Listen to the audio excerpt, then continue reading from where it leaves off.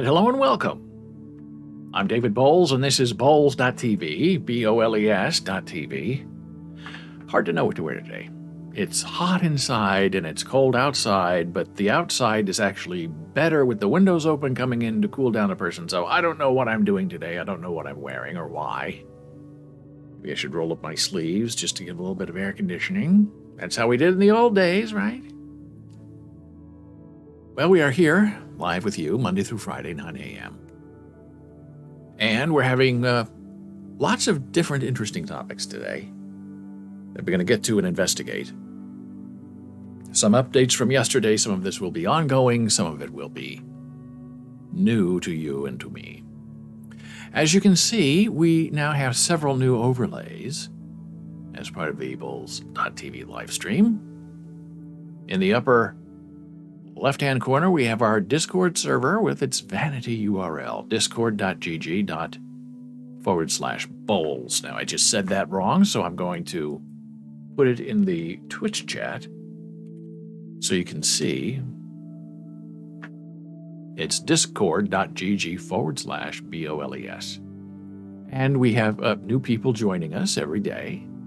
And some of them are talking in chat, and some of them are interested in our new NFT area, where artists and collectors, can go and chat about art. Now, we currently do not allow any links to be populated there, because that seems to be what people want to do, is they want to go on there and spam us with all of their sales of their NFT art. That we're not interested in. But if you are interested in sharing images of your art, your NFT art, and having a conversation about it and what it means and what your plans are as an artist, well, that's different. That's kind of fun. So I hope that we'll have more of that. Also, in our upper right-hand corner, you can see our live voice chat that is also happening on Discord. You can see Scriptly is transcribing this conversation in the text channel for the live stream on Discord. So if you are deaf or hard of hearing, or if you like to read captions and you don't like the captions we're using here as an overlay, you can join our Discord server and read everything that is being said. And it seems to me that the Discord server translation by Scriptly is more efficient than the transcriptions we're getting with stream closed captions. I don't know why. I don't know if they're using the same engine or if one of them is able to attune to my voice better, but it's a fascinating conversation. So we're actually being transcribed live closed caption in two places. On the Twitch live stream that you have to turn on or off with the overlay, and if you go to our Discord server and go to the Boles TV live stream, you can read it there. Now, to get there, because it's a live stream and because people say things they maybe should not say and because the transcript is being captioned, you have to ask me for permission to get into those two groups. I've just been told it's a lockdown because there are horrible people out there who want to take advantage of you and who want to hurt other people by saying cruel things. So if you find me on Discord or anywhere else and say who you are and what you're doing, then I will give you permission to participate in our voice channel on Discord and in our text channel on Discord, where you're seeing these live captions being captioned. And it doesn't cost you anything. You just show up, and if I know you, then you're in, and if I don't know you, then you tell me who you are, and then I give you permission to join those servers. And as you can see, as we are live captioning, we have this weird thing going on with object. It's supposed to be the person's username. Now, if I switch, let's say if I go to this, starting soon screen, and if I then go back to our main screen, it's supposed to update somehow, but it didn't update. Oh, see, it sort of did, where it says Scriptly Boles and Scriptly instead of object. But in real time, as we're talking, we're getting object. Now, I talked to the Scriptly people about this, and they're new, and they're getting ready to try to have a premium service. And they said, hey, it's cool you're using our stuff in your live stream, but that doesn't have anything to do with us. The overlay thing is coming from Discord. It's not coming from what we're doing here. But we'll check into it and see if we can figure out how to fix it for you, but it's nothing that we're doing because it's part of the overlay. So now I have to figure out, where do I go to get help from Discord for an overlay situation? I don't know if Discord support exists for something like that, but I'll try to find it. I'll make myself a note. Discord overlay with Scriptly.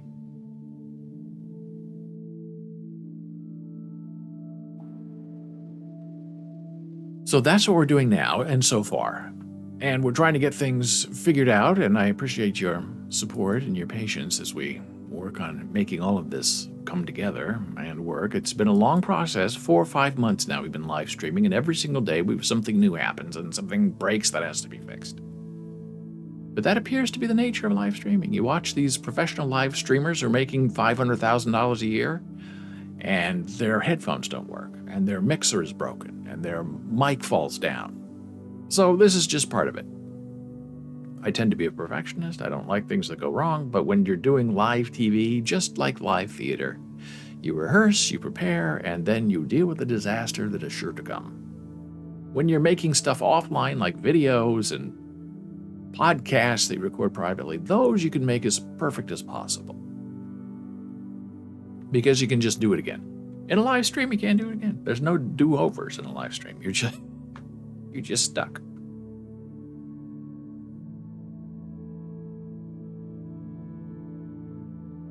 So it's nice that we have a conversation about NFT art on the new server on Discord, because there are some, young people trying to get their work out, and there's a lot of noise out there in the NFT world with people trying to figure out what in the world is going on with these prices,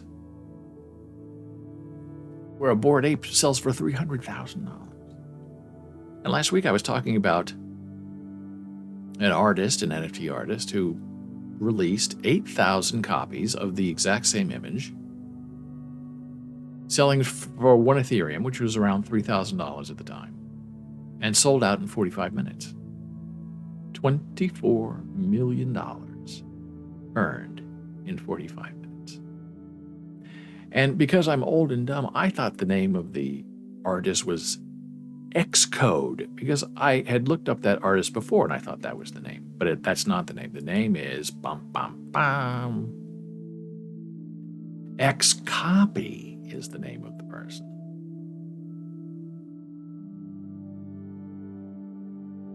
And this is the example of some of XCOPY's artwork, currently selling for over 4 Ethereum. So let's say Ethereum is 3,000, 3 times 4, 12 grand. That's how much you pay.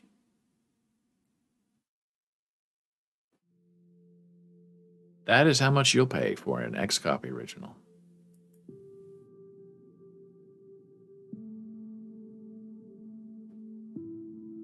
Truly fascinating. And even though they're all the same thing, what XCOPY does that's smart is he sells them as individual copies. He doesn't put one of 8,000, because who wants that? When he posts them for sale individually with their own unique numbering, even though they're the exact same image, people then have a one of one, which I think is sort of cheating.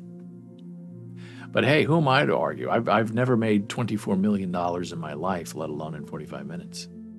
So XCOPY knows what's going on. See, it's just the same thing over and over and over, and then you go and buy it. Now, it seems they have a lot of flipping going on in the XCOPY world, so maybe that's what they're doing. They're buying at the base price and then flipping it for 9 times its original value. I don't know. It's a whole strange world. And this kind of art is not really my thing. I understand it. I have a feeling that a lot of the collectors are young people, but where a young person is getting $3,000 To buy one piece of art, I don't know.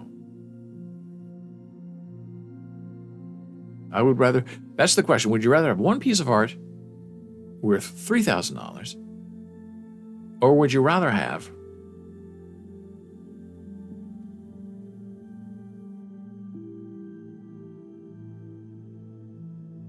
3,000 pieces that are $1? For me, if it's quality stuff, I would rather have more than less. Just because I guess that's the way I am. I don't know. But there you go. That is the XCOPY world in which we now live. 1.4 thousand items in this collection, 599 owners, which tells you that people are buying too. The floor price of this particular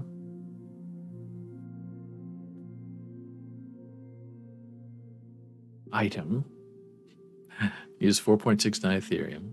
That's the floor price. That means that is the lowest price available. Almost $15,000. And the volume traded is 6.9K. Now that's interesting. The volume traded is 6.9 with only 599. And it tells you there's a lot of flippy floppy going on.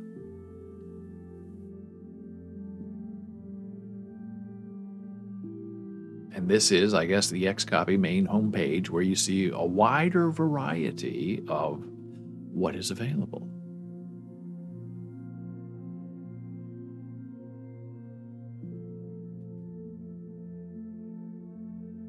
So here you go. If you're interested in NFT art, you want to make money, this is what's making the big money right now for some reason. I don't know what this is. Swapping, I don't know what any of that means.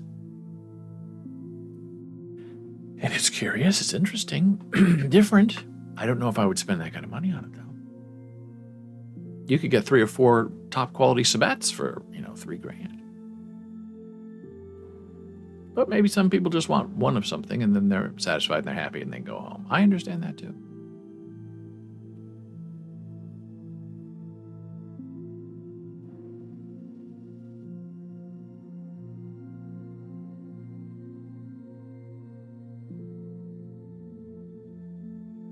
So now we take a look at this disturbing story from last week. It's just heartbreaking. Bruce Willis has aphasia. Means he has a hard time remembering and speaking. Now, as I said back then, for us as individual people who don't know anything, to be publicly told about what was going on with Bruce Willis means that what is going on with Bruce Willis is very severe, very dramatic, probably not able to come back from it. Because if there was some sort of hope, they would just keep trying and not tell us because it's none of our business. But when hope runs out, a desperate situation, what choice do you have but to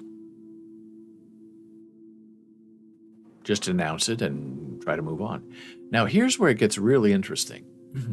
When the family announces it, and then comes out and says, oh, we love and support our dad. And Demi Moore says, support my ex-husband, Bruce. We love him. We're going to take care of him. Immediately, for me, that raised a red flag. The announcement, Bruce has aphasia. Second announcement, oh, we're his loving family. Okay. Well, obviously, that didn't just raise red flags for me. It raised red flags for other journalists and authors, including the Los Angeles Times. And this is the firebrand story that they released last week. That's just really hard to talk about. Concerns about Bruce Willis's declining cognitive state swirled around sets in recent years. And what this article goes on to share is that in a horrific way, in an abusive way, Bruce Willis was propped up by friends, family, associates, the entertainment business, to speak lines spoken into his ear through an earpiece. He's paid a lot of money for one day's work, and then he goes home. He doesn't know where he is, he doesn't know who he is, but he's Bruce Willis, so they want his face on screen to sell to foreign markets. Now, to me, that's like that terrible Weekend at Bernie's movie. Remember the two College guys find Bernie and he's dead, and they prop him up and pretend that he's alive. They walk him around. That's what these people were doing to Bruce Willis. They wanted the money that he could create for them. They didn't care about his health. They didn't care about his well-being. They didn't care if they were hurting him. They just wanted to prop up Bruce Willis to make some money. And the Los Angeles Times makes that painfully, painfully clear.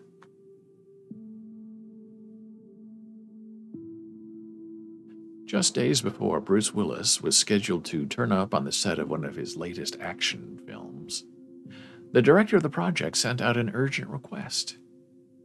Make the movie star's part smaller.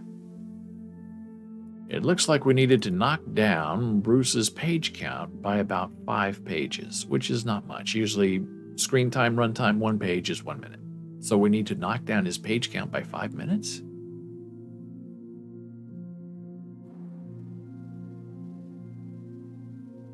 Said Mike Burns, the director of Out of Death, wrote in June 2020 email to the film's screenwriter. We also need to abbreviate his dialogue a bit so there are no monologues. Burns did not outline one of the reasons why Willis's lines needed to be kept short and sweet, but on Wednesday the public learned what he and many other filmmakers had privately been concerned about for years. The 67-year-old's family said he will retire from acting because of aphasia.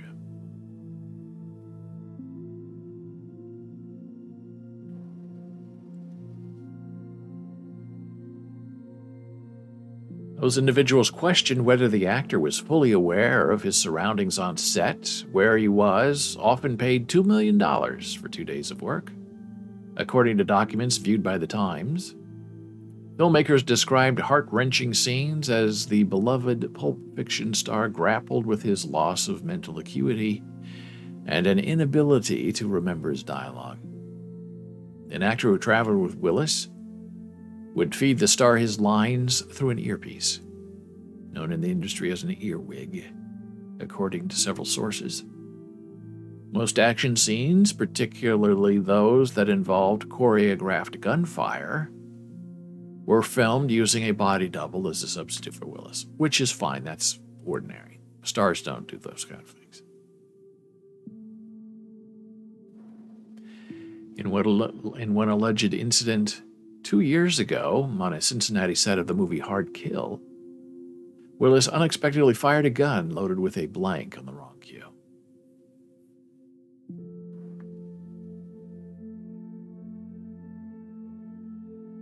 After the first day of working with Bruce, I could see it firsthand. And I realized there was a bigger issue at stake here and why I had been asked to shorten his lines. On that film, Burns was tasked with compressing all of Willis's scenes, about 25 pages of dialogue, 25 minutes, in a 2-hour movie, into 1 day of filming, which he said was exceedingly difficult. At the end of the day, Burns felt conflicted.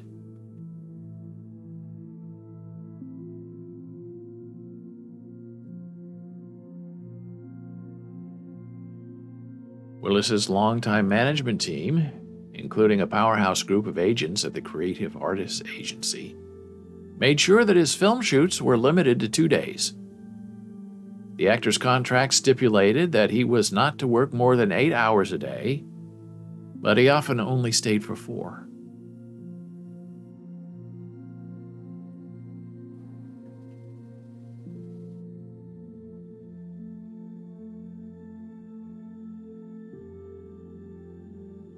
Concerned about Willis's mental state, he said he approached the actor's team, which is led by his assistant-turned-handler Stephen J. Eads, and bluntly asked them about the actor's condition.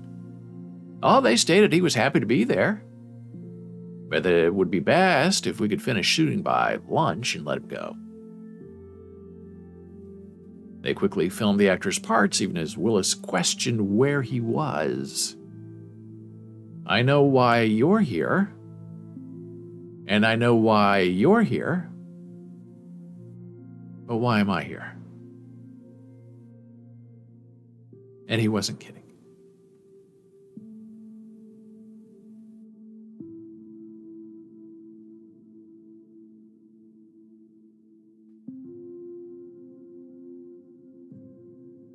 And this is a very long and very in-depth article, and very well researched, and names are named. So it's not anonymous sources report this about Bruce. It's people going on the record saying, look, this is what happened. It was wrong at the time. I spoke up. I didn't speak up, but I should have, and I will.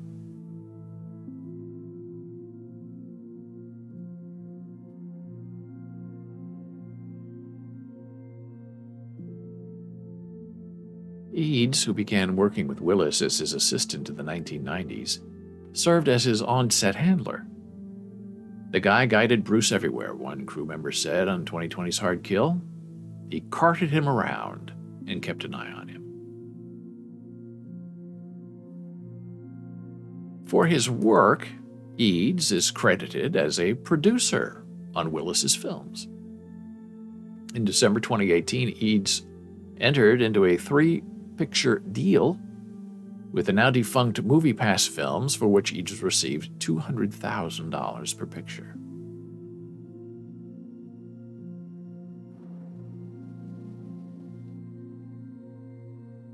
Follow the money.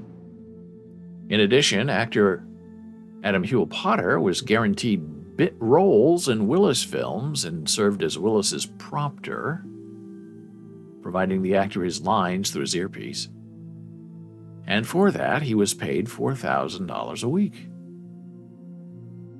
He was offered an on-screen speaking role and provided with accommodations in Willis's hotel. So these are all of his enablers who are all hunting around him, including agents, getting paid, getting their money, getting their minimums, while propping up Bruce.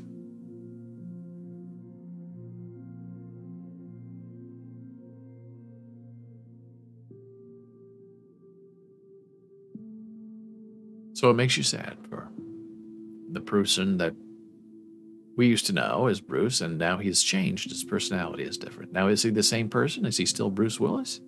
Well, that's an interesting question. Does your mind and your personality make you who you are, or are you just your body? Bringing up bigger questions about longevity and style, and would you want to live a long life? In bed, in a hospital, in a coma? Live like that for 40 years? Yeah, you're still alive. Long life. Or would you rather have a vibrant life, and when it's over and you cannot live vibrantly anymore, then you say, I've had enough? These are questions that we struggle with every day. And the longer we last, the more imperative those questions become. And now we're going to take a very brief blood pressure break. I will return in a moment.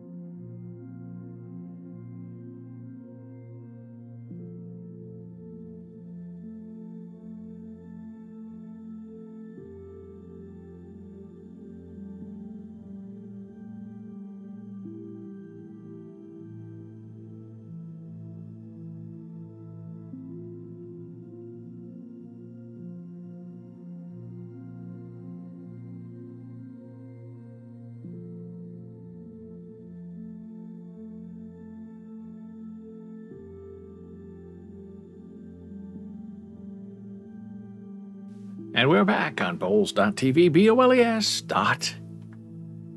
Monday through Friday, 9 a.m. Eastern, talking about the human condition and how we get along in this crazy world, talking about memes and NFT art and disability and opportunity.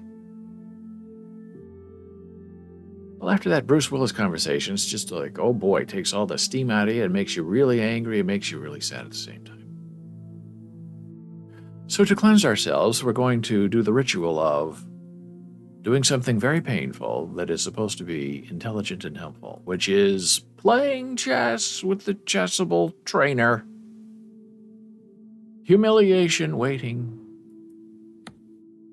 to strike. And I'm on a timer, and we're getting to the very end of this particular chapter of Deadly Checkmates. I know they like queen sacrifices. I know this particular chapter is dealing with rooks. So there is our queen, there are our rooks, and we have to figure out the best way to move forward. And I'm not exactly sure what that would be. And I'm running out of time.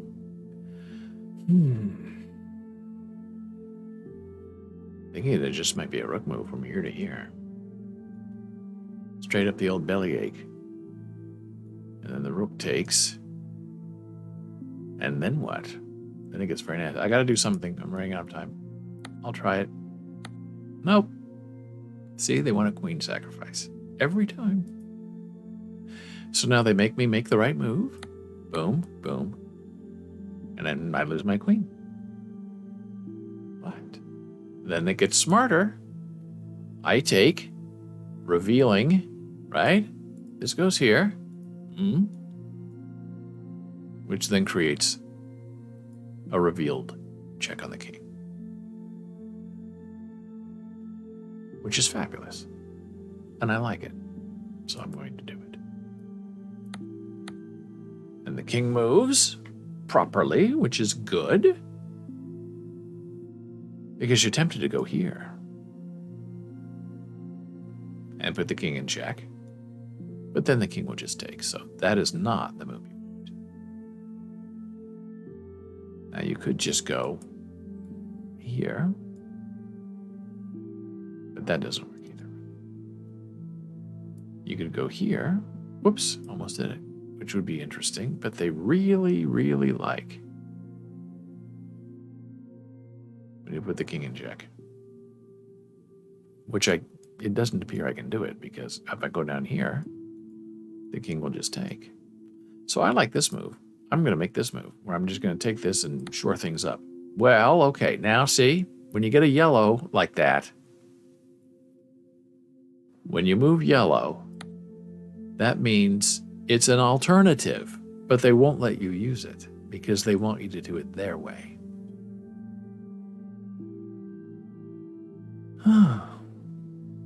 So, I would now move this here, but it doesn't do anything. But the king can't take it because my pawn is there. But they really like putting the king in jeopardy.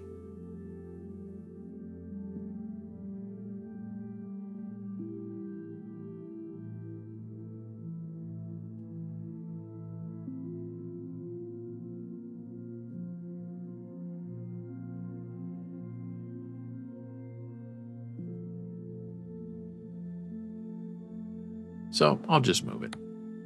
Oh, that's a yellow one too. Now, isn't that neat? So I've made two, moves that are correct, but that they're not giving me credit for. They don't want me to do it. They want me to find a third move that is acceptable to the chess engine. So now what? I don't know. I can't really move any of these pawns. They're all dead. I can't really move that pawn because it will just be taken by the king. These pawns are out of it, so it has to be a rook move. But where and how? Maybe it's just as simple as this rook moving here. I'll try it. Oh, they want it to be a pawn move. That is bizarre. Okay, so I'll move it. So that wrong move is going to be held against me. The two other moves I made that were yellow and good, they don't count. So that's the end of the puzzle. Okay. Because I guess then the next move is from here to here. And then the king is checkmated. I get it. Learn 3 new moves. Painful. Painful.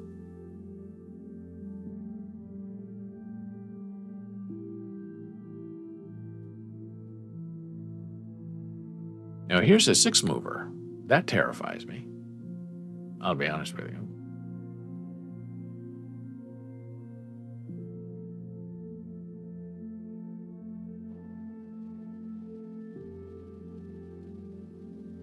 So here's my rook moving down here to put the king in check.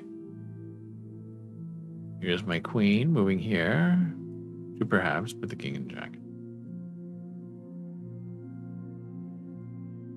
My knight isn't really going to do anything.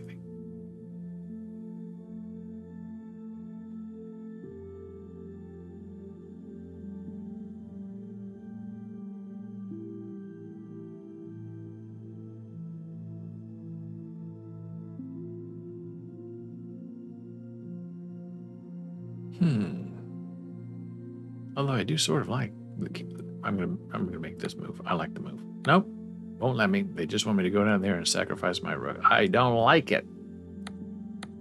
I guess it just takes me too long to get to the bottom of it all.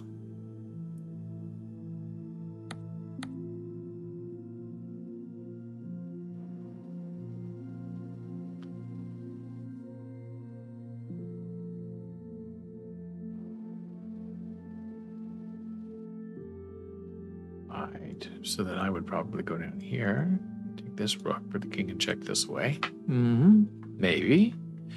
It's perhaps doable. If I give it a try and give it a go, I think it'll work. But it rarely turns out that way because I get yelled at a lot by Jezebel. Oh, it was the right move. Okay, so now what do we do? Now this has got to be a knight move somehow.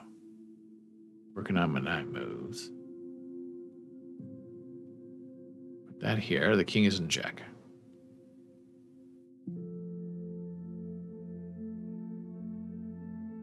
Which I sort of like.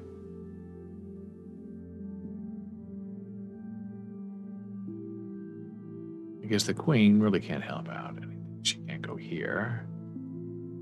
She goes here. She really can't help this way. I think it's gotta be a knight. Working up on knight moves.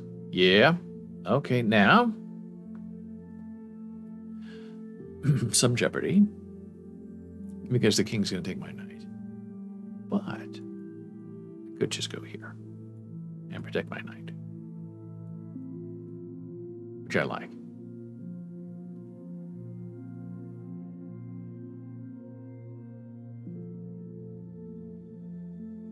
You could also just go here and put the king in check, which doesn't do anything because then he'll just take your knight.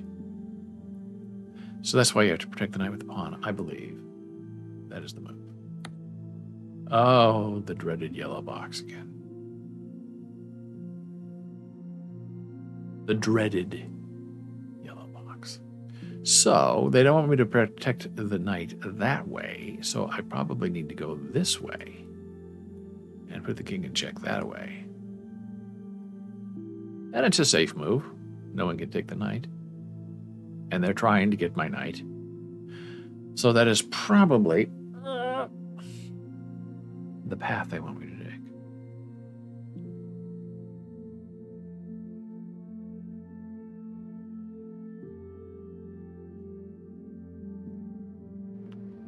Perhaps it will work. I'll give it a try.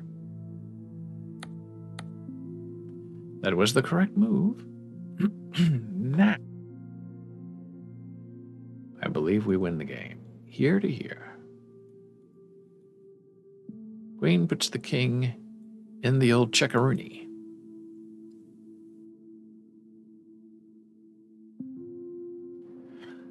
The king cannot move there. The king cannot move there. But we're there. But he could move here.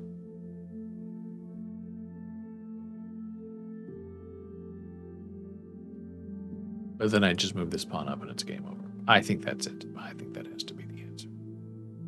Some people would pre-move this pawn, but I guess you always want the king in danger. You always want the threat there, forcing the king to move to defend the king. Okay, they don't want that move yet. It was a yellow move.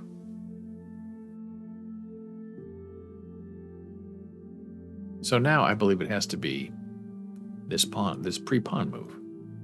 Like that.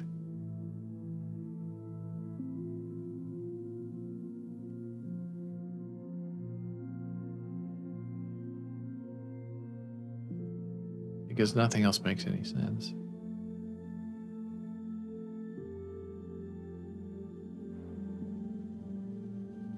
Or I could just go here and put the king in check, and the queen is protected by the knight. Okay, that's probably what they want. I like the pawn move, but it's not big enough for them.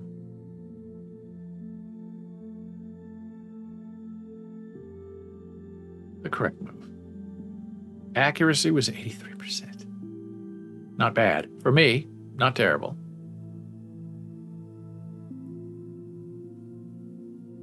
Oh my.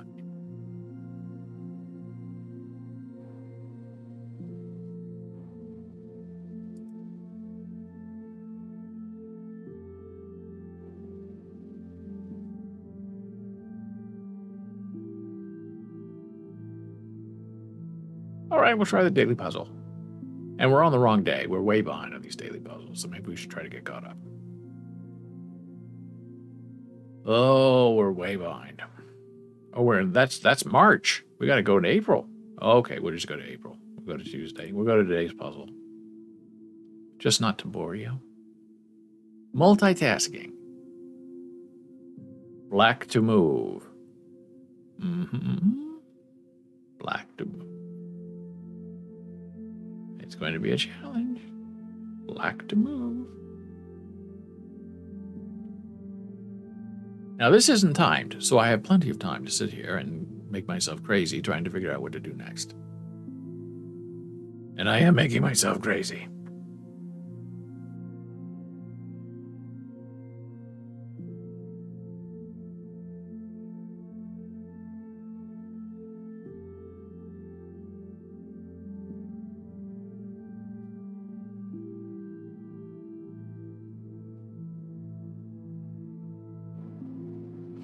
This is black to move, yeah?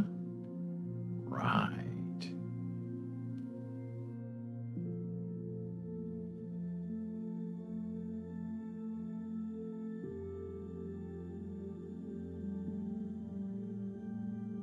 Well, it looks like it has to be this to here. With the check. And then probably the knight will move there. I move here and cover that square. I don't like any of it really.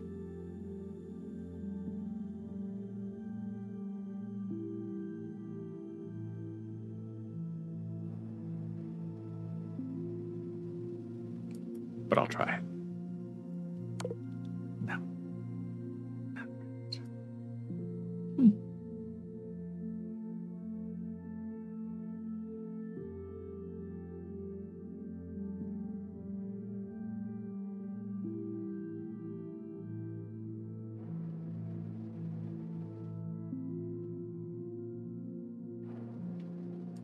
Is it that today? Give me a wooden shield? No.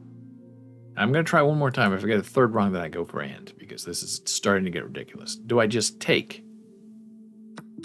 Yes, I take, and then it's a sacrifice. I don't know what that gets me, but obviously it was important to do. Now, do I go here? Yes, that's what's going on. Now, what do you do, young man?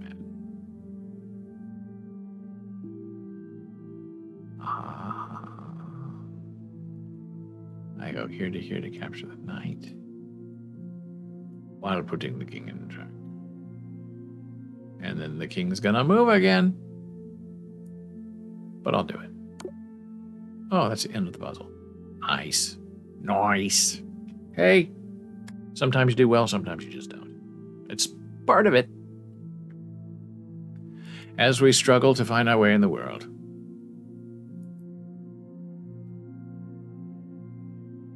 Well, here's some lovely news that I've been saving since Wednesday. Impossible Sausage Links. This is a review. Gave me some Uncanny Valley vibes. Okay, sounds interesting.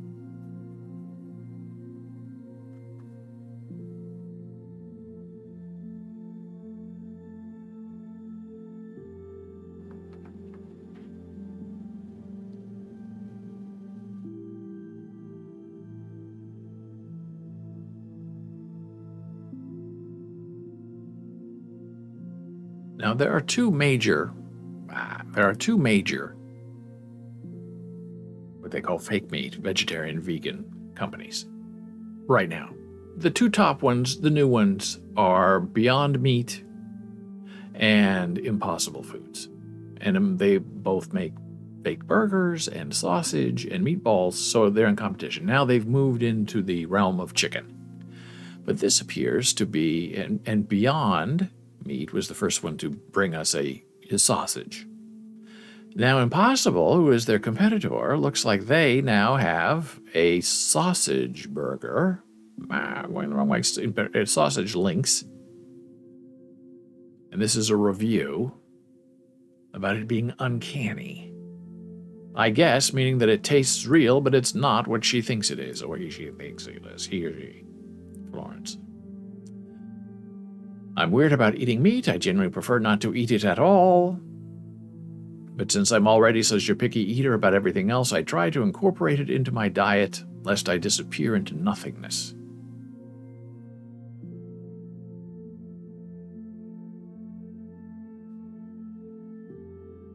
Real meat sometimes gives me a gag reflex, even when I enjoy its taste. It's all about texture for me. If the texture isn't there, there's no way I'll open my heart up or my palate to enjoy what's present. I already told you how much I like fake meat, so I was hoping Impossible Foods' new sausage links could take some of the ick factor away from actual sausage. Instead, they gave me a creepy feeling. Like what I had in my mouth was too much like an animal to consist of plants. And while this is good news for fervent meat eaters looking for a plant-based alternative and vegetarians looking for more variety, the Impossible Sausage links might seem too uncanny valley if meat is not your thing. And that is part of the cycle of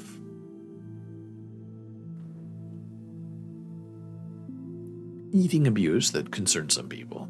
Oh, you're vegan, you're vegetarian. Why would you eat a fake meat thing? Because you're pretend eating an animal. What's wrong with you? Just stick with raw fruits and vegetables. Or I think it's impossible that they used some kind of enzyme from an animal, so all of their foods are tainted from here on out because they were invented from an animal. And they're talking about growing meat in petri dishes now, which is a good thing because the animals won't suffer. But the hardcore vegans say, well, the DNA is from a live animal. And even though it's being created in a laboratory and in a factory and no animal is being harmed, the source of the fake meat is animal, so you can't eat it. I'm of the mind, hey, if it's not really an animal, it's okay. I don't think any of the fake meats taste like an animal from what I remember. The texture is different, the taste is different. But for some people, it helps them in the transition. And it offers them a variety. And I don't see anything wrong.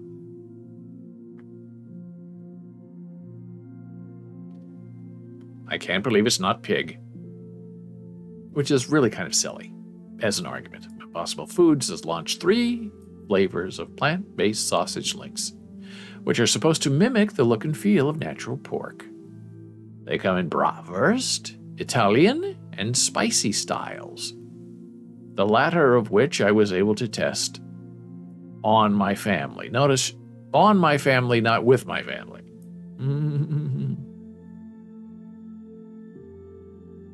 Possible foods of plant-based casing.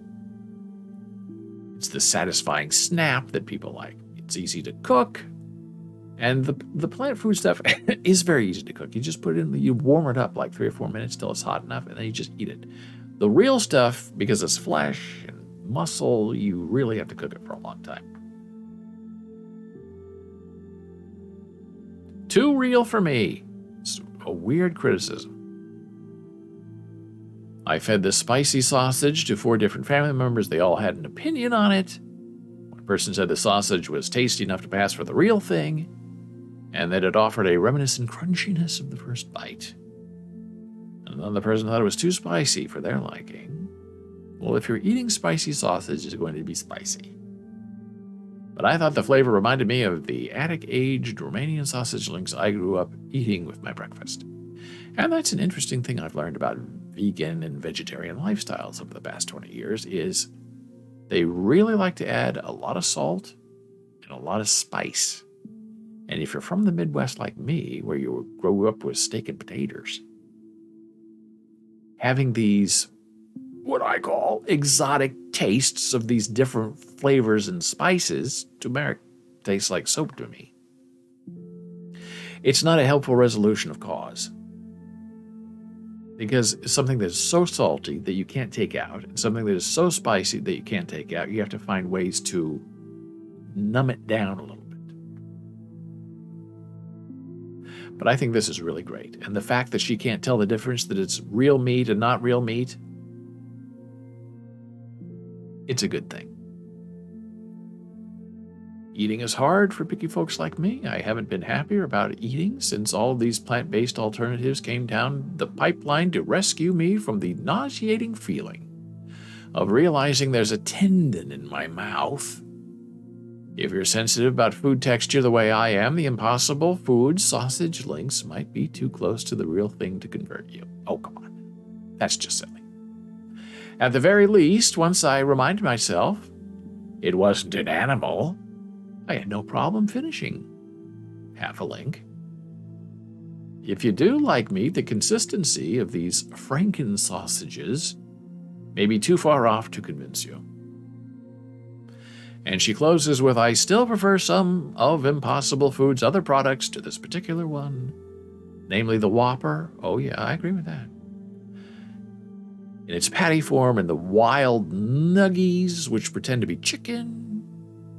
But how I feel is also a testament to how well Impossible Foods has managed to recreate the reality of eating meat without actually involving any animals. And I agree with that too.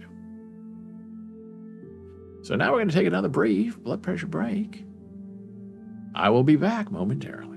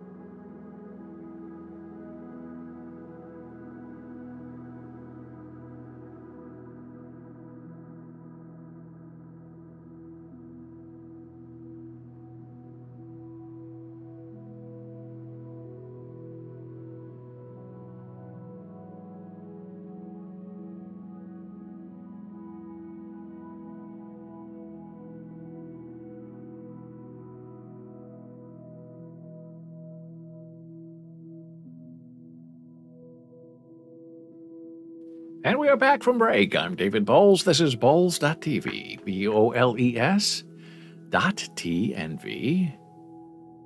You can watch our video on demand on Twitch by subscribing for $5 a month, or if you have Amazon Prime, you get a free month. It's part of your subscription. You can also watch our video on demand later without the chat portion. On YouTube, our YouTube username there is Boles Blues. But you can also get there by going to BOLES.LIVE. Boles.live. It's all part of the fun.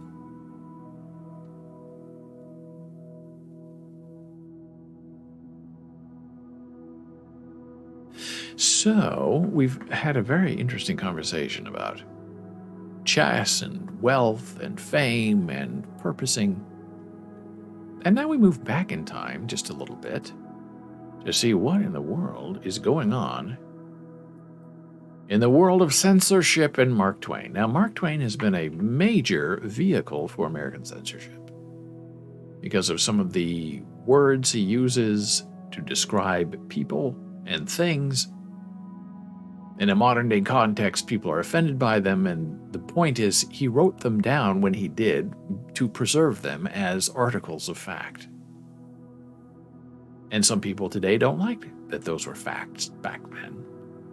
And so they try to censor Mark Twain by calling him a racist. So here's a very interesting story about civilizing, not even a word, Mark Twain. One scholar's effort to make Huck Finn safe for school again. Defending an unteachable classic of American literature has become the life's work of a Twain scholar, costing him professionally and personally. If you're going to call Huck Finn unteachable, you don't deserve to be a teacher.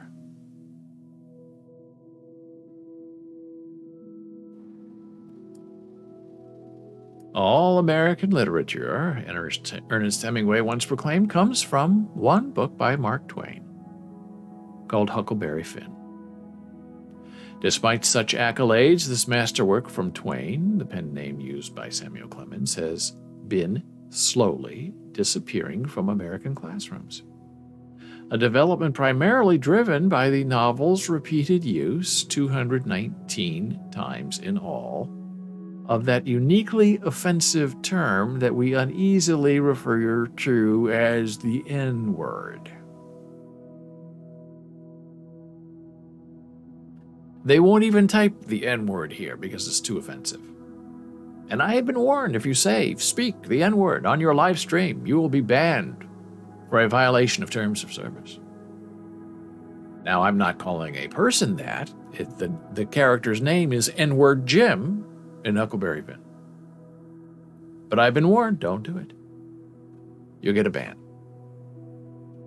I've written about this in bolesblogs.com many years ago, before there was anything like a live stream. The name of the character is the name of the character. Upon publication in 1885, The Adventures of Huckleberry Finn was almost immediately banned by public commissioners in Concord, Massachusetts, who described it as racist, coarse, trashy, unelegant, irreligious, obsolete, inaccurate, and mindless. It and The Adventures of Tom Sawyer have been frequent and consistent entries on lists of banned books ever since. Well, now, here we go.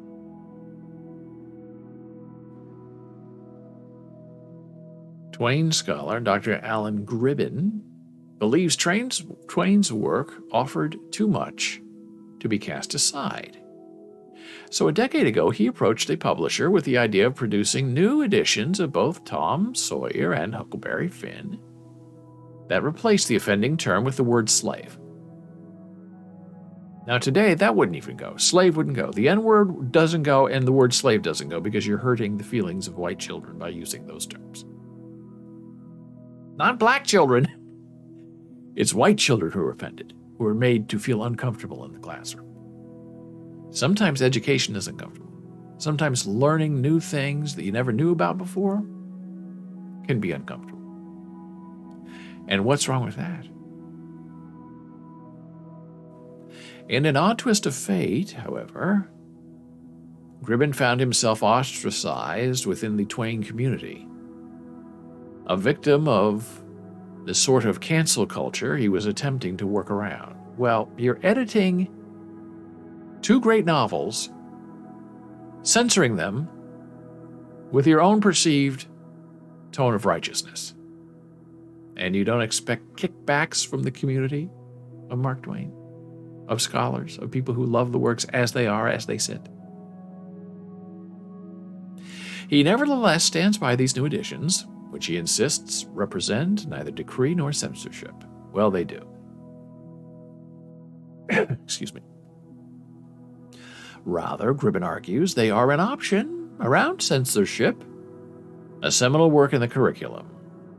But they've been edited and changed by you, so they're not the same thing anymore. Gribben recently spoke with the governing editor at large, and this is their conversation. Were these new editions of Twain something that grew out of your work? My lifelong project has been a study of Twain's reading. Twain gave away 2/3 of his book before he passed away, and then his daughter sold the remnants. So it's taken half a century to track them down and record his marginalia to try to understand how it all affected his life and his writing.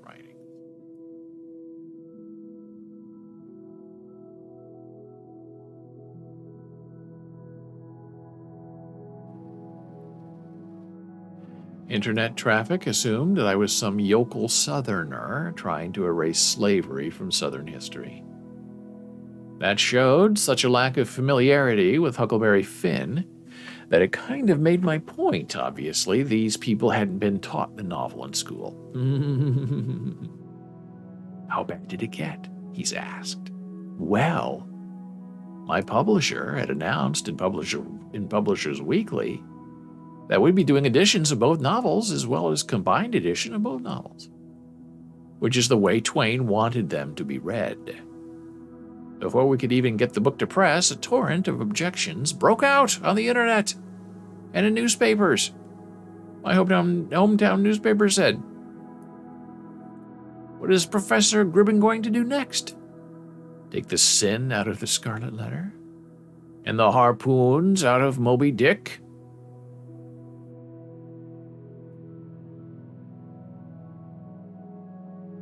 The most frustrating part was that the press entirely ignored the fact that we were simultaneously bringing out optional editions that were identically paginated and in Twain's original language, allowing people to choose how they wanted to encounter these novels. Now, who are you to decide that? Mark Twain wrote it one way to be experienced, and that's the only way to experience it. Mark Twain does not need you, 100 years later, to come in and do light editing for him. No one wants it. No one asked you to do it.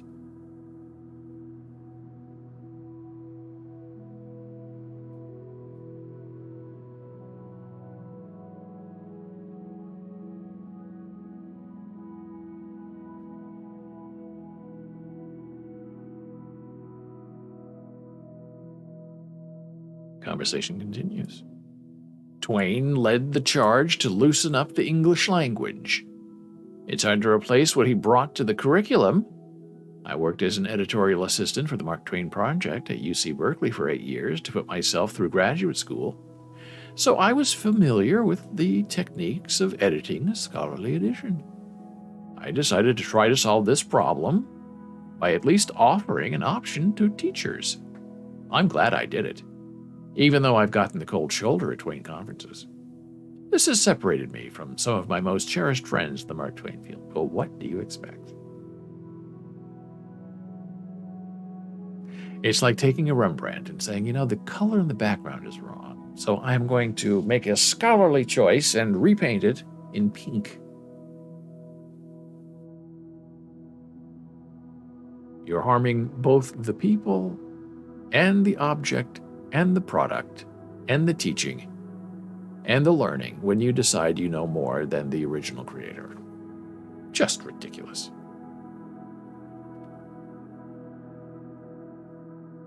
Question: this had to be hurtful. Why do you think you got this reaction?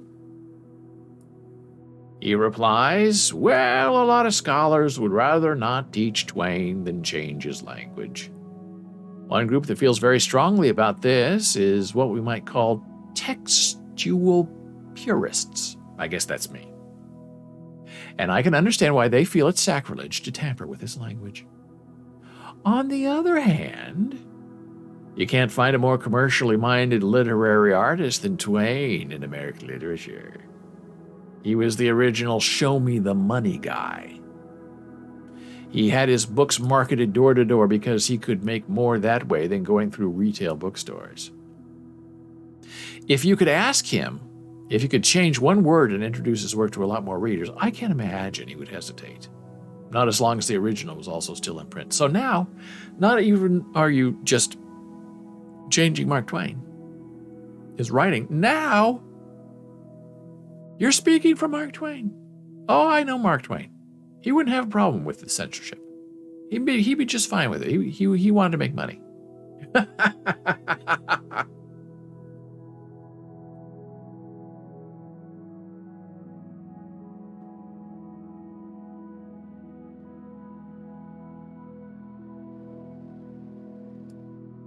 He continues. The thing that has wounded me the most has been the frequent charge of censorship. People seem to have lost all sense of the real meaning of that word. Censorship is when a government or church issues an edict that a certain book cannot be published or sold or read. A military junta took over Greece in 1967, and they issued a list of prescribed books that were not to be published or read in Greece. Huckleberry Finn was the third title on that list because, I suppose, it questions authority. It's a subversive book if it's taught and read properly, so that's censorship. I, he goes on to say, on the other hand, have been trying to get around the censorship imposed by school boards, curriculum committees, and others, and to make it possible to get this book back in the classroom. I've repeatedly said that if people would look at this in the right light, I've allowed Huck and Jim to float their raft back into the classroom in a way where we can dispense with the time-consuming debate about this word and get to the real messages of the book. Wow. The message of the book is in the naming of N-word Jim. He wrote it that way for a reason. And it's not for you to question why.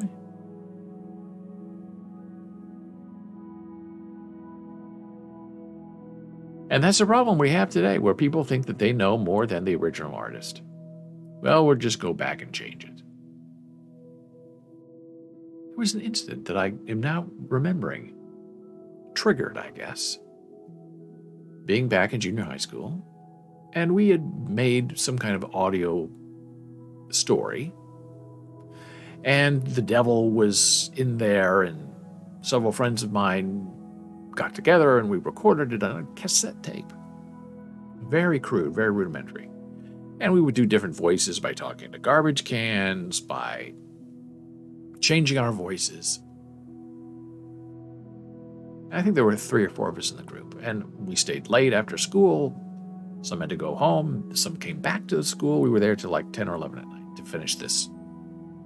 And I had written the script, and I had directed it, so I felt a certain urge to see it completed, to see it done. And I was also the major actor in it because there was a time for about 4 hours where I was the only one there, and I had to voice all the other voices. And so the end of the little presentation was about 15 minutes. Was the devil making a joke saying, "To hell with you, buddy." Okay. And there was only one copy of this.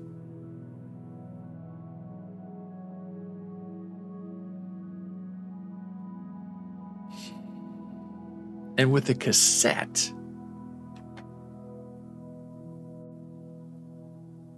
there are tabs on the top that you flick out to preserve the cassette from being recorded over.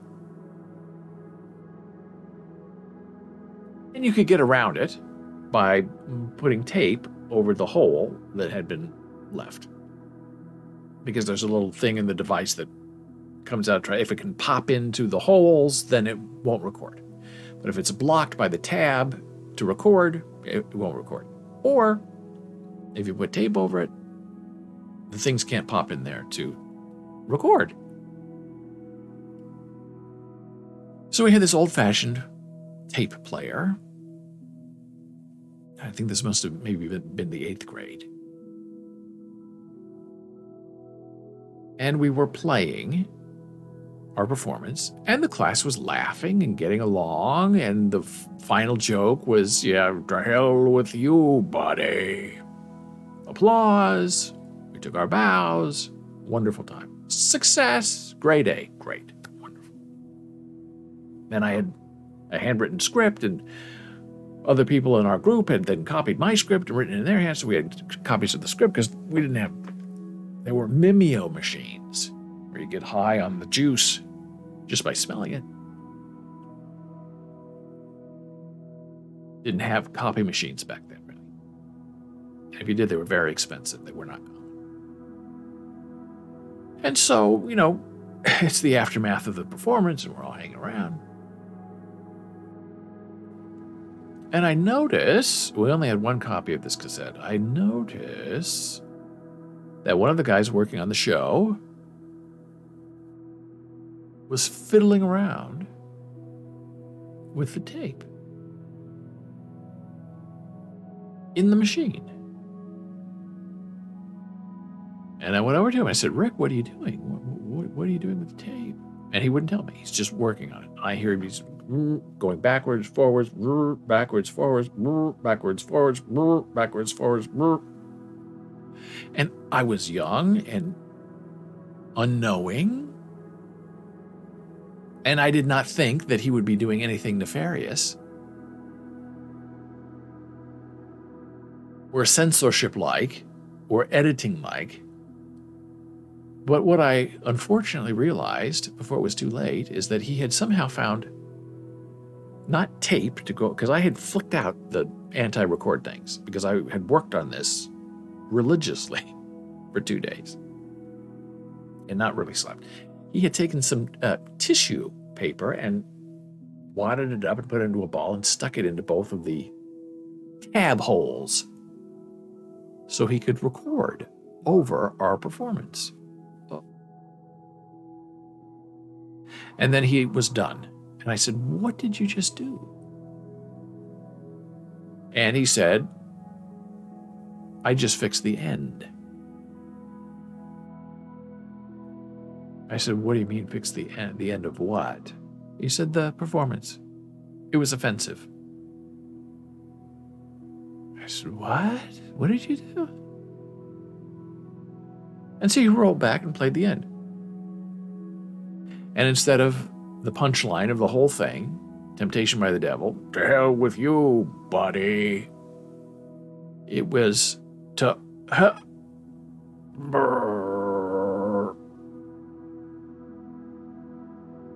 He had erased the final line of the script. So none of it made any sense because the devil had been excoriated and sent back to hell, and that was his last line, to hell with you, buddy. And I couldn't believe it. I just stood there. I was ready to either cry or punch him in the face. And I was finally able to use my words. And I said, Rick, why did you erase the last line of the script? And he said, well, the hell, that word, that's anti-God. It goes against God. And we can't have that in our presentation. I said, but it was just presented to the entire class. It's over. Why are you editing it afterwards? And you could have brought this up earlier. You've read the script. It's in the script. It's been there since day one. You could have been there during the recording, but no, you chose to go home and have dinner while the rest of us stayed and worked. And who are you to come in later, take the cassette, stick tissue paper in it intentionally, put it back in the machine, record back and forth, back and forth, back and forth, and erase the last line. And he just said, well, there's nothing you can do about it now. And I don't think we ever spoke after that. And we had sort of been, close associates, not deep friends, but, we knew each other. But that was a betrayal of intention and purpose and of the group and of the mind that has stuck with me for now 50 years, whatever, 45 years. Absolutely shocking. But is it any different from this guy who thinks he knows better than to edit Mark Twain and take out the words he doesn't like? And to say then that, oh, I know Mark Twain would be very comfortable with it because he was all about money. Now, I'm not saying I'm Mark Twain, but I'm saying if I'm an 8th grader and we all create something together and we agree this is what it is and that it's funny and it gets a laugh, one of us just can't go behind our backs and take the cassette and edit it and claim they're taking the high religious road and get away with it without some kind of cathartic penalty coming his way later in life. And these are the decisions we are forced to make as people who try to live a straight life in an unruly world. And now it's time for our final blood pressure break of the day. I will be back with you here momentarily.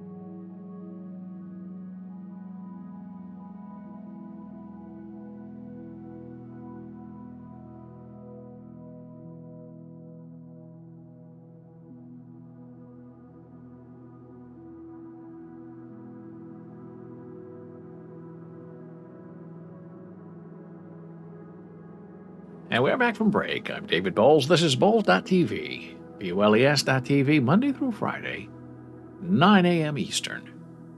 I've had a very interesting show today talking about censorship and Mark Twain and a guy who thinks he knows better than someone else. And then we're going to kind of close the show with a very interesting take on caffeine. Now, I admit that I have struggled throughout my life with some caffeine problems. Not problems, but that I like caffeine, and I've weaned myself on it many times. I am now in an off cycle. I'll probably be going on again soon. But especially I'm off coffee, which is what I consume a lot. I now drink a non-decaf grain drink because it doesn't have any caffeine in it anyway. So it is decaf, and it's not caffeine, which is very delicious. I appreciate it. So when we get information that things have changed, it makes it a curiosity. High caffeine consumption disrupts heart rhythms in middle-aged rats.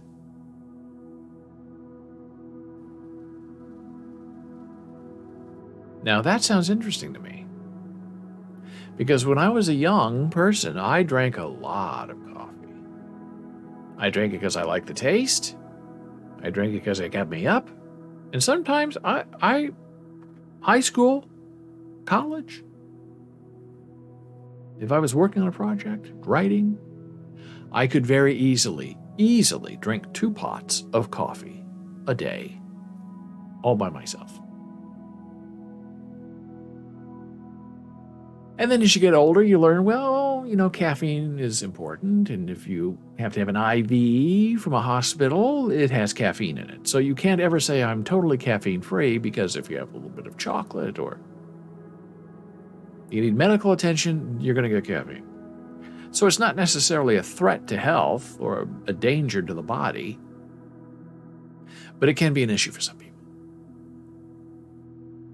So here's a new study that high caffeine consumption disrupts heart rhythms in middle-aged rats. So maybe when you're young and silly and running around in high school and college, it's okay. The caffeine's not hurting you. But when you get to be an old man now, like me, look out for the caffeine people. It's coming for you. The Food and Drug Administration, the FDA, where they just said if you're an old person, you can have a second COVID shot. Booster. Like me. Excuse me. The FDA recommends healthy adults not exceed 400 milligrams of caffeine, approximately 4 cups, not 2 pots, 4 cups of brewed coffee a day. Now, what is a cup? Now, people have giant mugs that they consider a cup. But a cup of coffee is usually considered 8 ounces, which is like that much. 8 ounces, 1 cup, is nothing.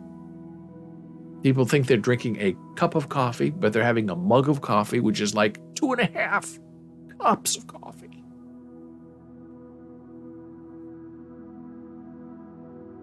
New research out from the New York Institute of Technology finds that staying with these guidelines is more important as people age. Look out! The study will be presented this week at the American Psychological Society. Older rats, not that we're a rat, but some days we do feel rat-like. The older rats are more vulnerable than younger rats to caffeine-induced ventricular tachyarrhythmias.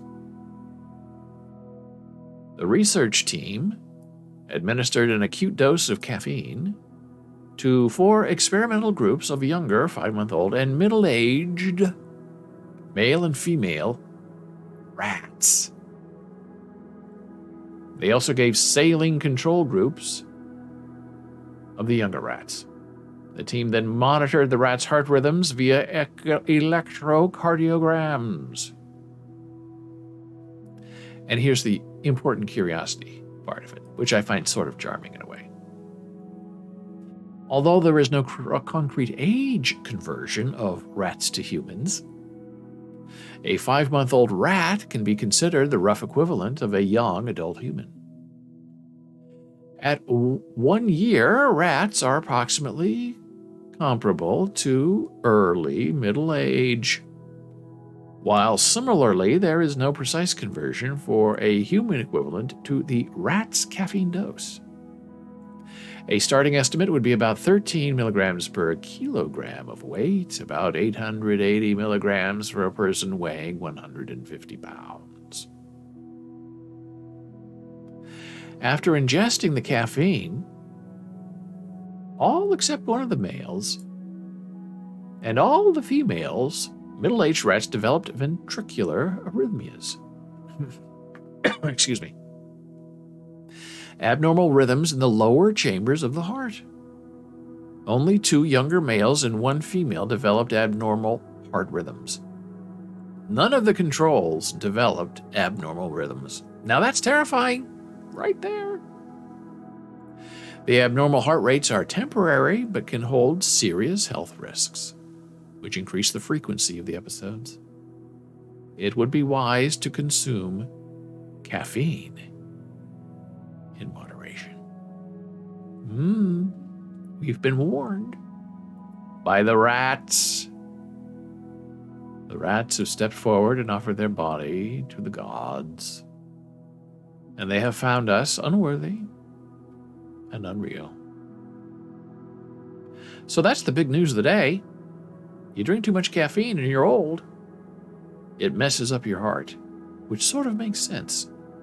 And I've talked to my doctors about this, my heart doctors, and they both drink a lot of coffee. I've seen them. One's right next to a Dunkin' Donuts. And he drinks espresso with milk. And he has heart problems too, and he's a heart doctor. And sometimes if there's nobody in the office and it's just like the staff and like there are 2 or 3 people left waiting in the lobby, the receptionist comes out and says, "I'm going to Dunkin' Donuts. What do you want?" And you're thinking, can I ask for a donut? They want drinks. Should I ask for a double espresso? Now you could, and they would get it for you. I always say no because I am trying to always cut down on my caffeine because it's very tempting to me. Because boy, the second you've been off caffeine for a while, you have your little shot of caffeine, and boy, you're up and you're ready to go.